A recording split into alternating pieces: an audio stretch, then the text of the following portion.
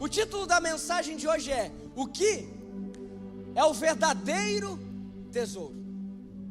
O que é o verdadeiro tesouro?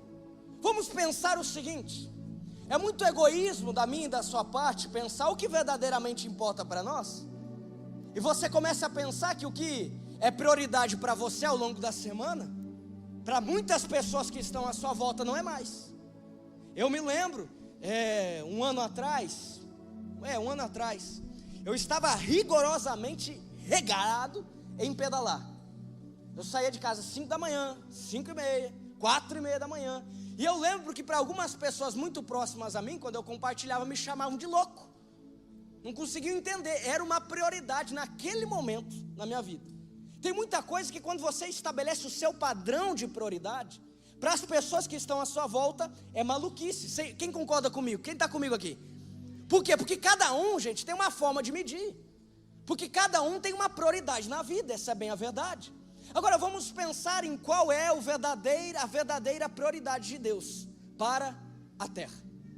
Vamos pensar sobre isso, para que a nossa vida fique um pouco mais fácil aqui, para que a gente possa alinhar a expectativa de Deus com a nossa expectativa aqui na terra. Tem muita coisa que a gente não vive, não é porque Deus não está abençoando, mas é porque eu insisto em não estar debaixo daquilo que Deus tem para mim. Então vamos começar a pensar em algumas coisas. A Bíblia fala em João capítulo 3, verso 16, um texto que é clássico, um texto que todo mundo em algum momento já escutou, e que se às vezes te pedirem assim, olha, fala um versículo da Bíblia, e é aquele que vem na sua cabeça. Qual é o texto? Porque Deus amou ao mundo de tal maneira, que deu o seu filho, o seu único filho, algumas versões vão dizer, o seu filho unigênito, para que todo aquele que nele crê, não pereça, mas tenha a vida eterna. Não, vamos lá. Deus deu o seu único filho, para que todo aquele que nele crê, não sofra, mas tenha a vida eterna. Quem aqui crê em Jesus? Quem aqui crê que Jesus é o único e verdadeiro Salvador? Esse texto é uma realidade sobre a sua vida. Por isso que todo sofrimento dá lugar àquilo que Deus tem para você nessa noite. Perceba, Deus olha para a terra, olha para as pessoas, todos aqueles que aceitarem, dá uma possibilidade, através de Jesus, porque Ele enviou o seu Filho para morrer na cruz por nós. Concluímos algo importante aqui: uma vida tem valor. Uma vida tem valor. Marcos capítulo 8, verso 36 diz, que não adianta eu ganhar o mundo inteiro, mas eu perder a minha alma. Não adianta eu ganhar tudo diante dos olhos, mas eu perder a minha alma. Esses dois textos, igreja, nos remetem a uma reflexão simples, mas ao mesmo tempo profunda, que Deus, quando Ele olha para a terra, se tem algo que verdadeiramente tem valor para Deus, isto se chama ser humano. Isso se chama eu e você. Bate no peito, fala assim, ó, eu tenho valor para Deus. A morte de Jesus na cruz demonstra isso. A morte de Jesus na cruz demonstra que uma vida tem valor para Deus. Amém? Vamos lá, aqui teve um glória a Deus, vamos ver se aqui vai ter. A morte de Jesus na cruz demonstra que verdadeiramente tem valor para Deus. A morte de Jesus na cruz demonstra que você tem valor para Deus, que a sua vida tem valor para Deus, que você é um filho amado de um Deus Todo-Poderoso. A morte de Jesus na cruz. Agora, após a morte de Jesus, ao terceiro dia Ele ressuscitou. Jesus ressuscitou, esse lado aqui está mais avivado. Jesus ressuscitou ao terceiro dia. E ao terceiro dia Ele reúne todos os discípulos. Após ter ressuscitado, Ele reúne todos os discípulos, e Ele dá ali uma missão aos discípulos. A missão está lá em Mateus capítulo 28, verso 18 e 19. Ele está falando assim, olha, através do meu nome, vocês vão por todo mundo, preguem o evangelho, gerem discípulos, cuidem e enviem esses discípulos. Vamos entender, o que verdadeiramente importa para Deus é uma vida. Mas a partir do momento que a ressurreição de Jesus aconteceu, a partir do entendimento que eu tenho, que Jesus morreu na cruz por mim, esse amor não pode parar só em mim. Eu tenho uma missão. Para Deus uma vida importa, e na minha vida o que verdadeiramente importa é cumprir a missão de Deus para mim aqui na terra. Ei, Deus tem uma missão para você, querido e querida. Deus tem uma palavra para a sua vida. Deus tem uma missão. Ele está te impulsionando nessa tarde para não simplesmente você saber aquilo que Ele fez por você, mas para que você pegue aquilo que Ele fez por ti e passe para outras pessoas. Eu e você temos uma missão, e essa missão é ganhar vidas para Jesus. Gente, isso é o que verdadeiramente importa. No meu aniversário eu costumo ganhar alguns presentes, que são presentes que a pessoa, eu imagino que quando ela compra, ela fala assim: olha, isso aqui eu sei que o pastor vai gostar.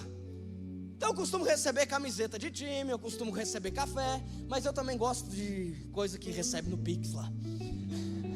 Mas são presentes de pessoas que não têm muito relacionamento comigo, mas que ao quererem me presentear, compram estas camisetas, compram esses cafés e me dão. Por quê? Porque não querem errar, querem diminuir a probabilidade do erro, ou então me dão um livro. Agora imagina que quando você quer agradar a Deus, a sua forma de diminuir a sua porcentagem de errar para agradar a Deus é ganhar vidas. Se tem algo que você pode ter certeza que Deus está se agradando de você, é quando você resolve falar dele para as pessoas. A compreensão que Deus tem uma missão para mim me exige 3 coisas. Repete comigo: 3 coisas. Primeira delas faz assim, ó, falar. Eu entendo que verdadeiramente tem valor para Deus. Eu preciso falar dele. Ei, galeria, pensa comigo aqui. Um tempo atrás, abri uma pizzaria aqui em Chapecó. E eu lembro que eu e a Karen, nós fomos nessa pizzaria.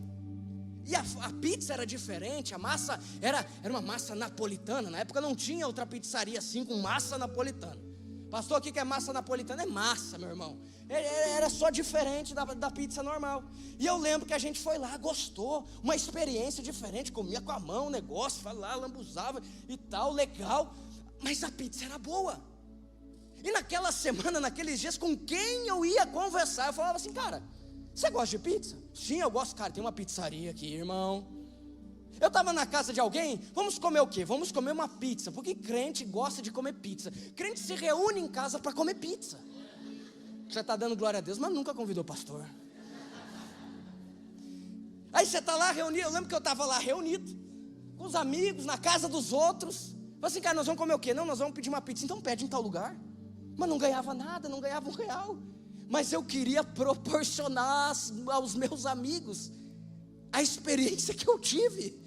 Eu comi um negócio legal, eu queria que eles comessem também. Quem está entendendo o que eu estou falando? Amém? O evangelho chegou até você, foi uma experiência boa, amém, igreja? Jesus tocou o seu coração, amém, igreja? De uma maneira especial, amém, igreja?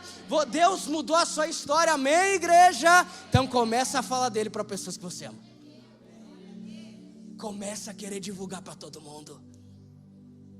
Começa a querer divulgar para todo mundo, sabe por quê? Porque essa pessoa que está do seu lado, ao longo da sua rotina da vida, Jesus ama ela. Mais do que isso, levantou você para resplandecer Ele na vida desta pessoa. Veja, a mulher samaritana encontrou Jesus. Gente, ela saiu de casa para pegar água de meio-dia, porque ela não queria ter contato com ninguém. Ninguém sai de casa ao meio-dia para pegar água. Meio-dia se almoça. Então aquela mulher, ela sai de casa para pegar água, por quê? Porque ela não queria ter contato com ninguém. A vida dela, a conduta dela era uma conduta desabonada pela sociedade. Tinha vários relacionamentos. Aquela mulher era um motivo de vergonha para a sociedade. Ela chega para pegar água, Jesus está lá no tanque. Jesus então apresenta a ela, você possivelmente conhece a história. Jesus apresenta a ela uma água para saciar a sede, mas não era uma água normal, não é uma água natural, mas é uma água que sacia a sede espiritual, interior. Ele fala para aquela mulher: viu mulher, Eu tenho algo a te apresentar. Essa água é uma água que você não precisa mais correr atrás de outros para preencher o vazio no seu coração. Essa água, se você beber, você vai ser empoderada por um discernimento de quem verdadeiramente você é. Por isso que a partir do momento que você aceitou Jesus, você parou de se desvalorizar, se compactuando com qualquer coisa. Você não aceita mais qualquer coisa. Não é qualquer padrão, não é qualquer coisa. Por quê? Não, porque agora você virou nome. Não, porque agora você entendeu que você é alguém único diante de um Deus todo-poderoso. Ele te fez perfeito. Por isso o esposo que Ele tem para você não é qualquer um, não. É um homem de Deus. Por isso que a esposa que Deus tem para você não é qualquer uma, não. É uma mulher de Deus. Por isso que você sabe que a sua empresa não é mais uma nesse mundo. É uma empresa de Deus. Você para de aceitar qualquer coisa, porque você entendeu que você é um filho de Deus. Aquela mulher é impactada pela presença de Deus, sai correndo, fala assim: Jesus, eu sei que o senhor parou aqui só para pegar uma marmita, que os discípulos tinham ido pegar marmita para Jesus, era hora do almoço, fica aqui um pouquinho, porque eu vou chamar outras pessoas para escutarem as suas palavras. Jesus mudou sua história, meu irmão. Jesus mudou sua história, minha irmã, para que você seja agente de transformação na vida de outras pessoas, para que você seja a boca na vida de outras pessoas, boca de Deus, amém? Quem está disposto a viver aquilo que Deus tem para a sua vida, quem está disposto a ser boca de Deus na vida de outras pessoas, ei, Chapecó é do Senhor Jesus, a região oeste é do Senhor Jesus, aonde você pisar, ali pessoas serão ganhas, aonde você está, ali pessoas terão a vida transformada, não é sobre as suas habilidades, mas é sobre a graça dEle. Aquela mulher começou o dia sendo injustiçada pela sociedade, mas terminou o dia sendo agente de luz na vida de pessoas que precisavam de resposta. Amém? Olha para essa pessoa que está do seu lado assim: irmão, prepara, porque você não é mais um, você é alguém especial para Deus. Segundo ponto que nós precisamos entender: primeiro é falar, o segundo é cuidar. Pensa na sua vida, analisa a sua trajetória de vida até aqui, comece a pensar nos acontecimentos da sua jornada. Sempre Deus levantou alguém para te cuidar, sempre. Foi lá no novo emprego que tinha uma pessoa para te auxiliar, te ensinar. Foi lá na escola que Deus usou uma professora para cuidar, dar mais atenção para você na hora de ensinar. Foi na sua casa os seus pais falando para você: ei, não vai por ali, não faz isso aqui. Na época você não entendia, mas hoje você tem discernimento que foi a mão de Deus te guardando. Ao longo da sua história, Deus sempre levantou homens e mulheres para cuidar de você. Ei, querida e querida, tem pessoas ali fora esperando você se levantar para serem cuidadas. Tem pessoas ali fora esperando o seu posicionamento em falar, mas também em cuidar. A Bíblia fala que é melhor ser em dois, porque se um cair o outro vem e levanta. É melhor você ser cuidado, porque a vida fica mais leve. É melhor você estar em comunhão com outras pessoas, porque quando você está em comunhão com outras pessoas, você consegue dividir o fardo da sua vida. Tem gente que às vezes marca horário comigo, fala assim: pastor, preciso falar com você. Aí a pessoa fica dias: pastor, e aí, como é que tá? Que dia? Tal, fica de dia. Aí eu consigo, a gente marca lá, eu sento na frente do cidadão, ou da cidadã, e eu só fico escutando. Aí na hora que eu vou falar, eu falei: não, pastor, deixa eu só, passou um tempo, eu não falei nada. A pessoa fala assim: pastor, obrigado pelo seu tempo, pastor. Sabe por quê? Queria dividir o fardo, precisava falar, precisava abrir o coração. O mundo carece de cuidado. Ei, mas não fique esperando o mundo mudar. O mundo não vai mudar. Quem muda é nós, para mudar outras pessoas. Não é sobre mudar coisas, igreja. O mundo jaz no maligno. É sobre você cuidar de um coração que Deus anseia e ama. Você entende que uma vida tem valor? Amém? Você entende que através disso você tem uma missão aqui nessa terra? Amém? Entenda, você precisa falar, você precisa cuidar, e a partir disso você precisa impulsionar. Um amigo meu, ele foi para a África, ficou alguns dias na África, recentemente, coisa de menos de um mês. E pela primeira vez eu encontrei ele até essa semana no supermercado. Conversamos ali, por coincidência, fomos no mesmo caixa, estou ali pagando, de repente ele chega, e ele fala assim para mim, fala assim: Lucas, isso aqui não tem na África. Aí eu olhei assim para aquilo que ele estava me apontando, eu falei: o quê? Ele falou: ovo. Não tem ovo na África. Eu falei assim: como assim, cara, não tem ovo na África? Não, é porque se você come ovo, não tem galinha. E é melhor você ter uma galinha que alimenta uma família do que você comer um ovo que alimenta simplesmente uma pessoa. É melhor você impulsionar pessoas que você tem cuidado para cuidar de outras pessoas, porque assim você começa a contagiar o seu bairro, assim você começa a contagiar a sua cidade, assim você começa a contagiar a sua família, assim você começa a contagiar mais pessoas, sabe por quê? Porque você não cuida de pessoas para a sua glória, você cuida de pessoas para a glória de Deus. Por isso que quando você cuida, você impulsiona, você fala assim: ei, começa a cuidar de pessoas lá no seu trabalho, começa a cuidar de pessoas lá na faculdade, começa a usar do seu Instagram para falar de Deus, você impulsiona pessoas, você é alguém que impulsiona pessoas a falar de Deus, e eu estou aqui nessa noite para impulsionar você a sair por aquela porta e ser alguém que ama, que cuida, que fala e que se posiciona para amar pessoas como Jesus as ama. Sabe, eu e você somos especiais, amém? Em algum momento da vida, alguém, que talvez a gente nunca saiba quem seja, parou a vida para orar por você. Em algum momento, começando por mim, alguém parou a vida, parou os compromissos, para orar por mim, para me convidar, para falar, para cuidar. A Bíblia conta a história de Jesus, que uma certa feita, conversando com alguns homens, na tentativa de explicar aquilo que de fato é o Evangelho, aquilo que de fato é o efeito dele na caminhada de uma pessoa. A Bíblia fala que Jesus dá o seguinte exemplo para aqueles homens que eram acostumados a tratar pessoas como bicho, pessoas não tinham valor. Então Jesus entra no coração daqueles homens quando ele fala o seguinte: olha, imagina que você tenha 99 ovelhas, que você tenha 100 ovelhas, mas você chega em um determinado ponto da caminhada e você percebe que tem 99, uma ficou para trás. Gente, Jesus está falando com um público que não amava a pessoa, amava o bolso. A conta era aqui, ó, não era aqui.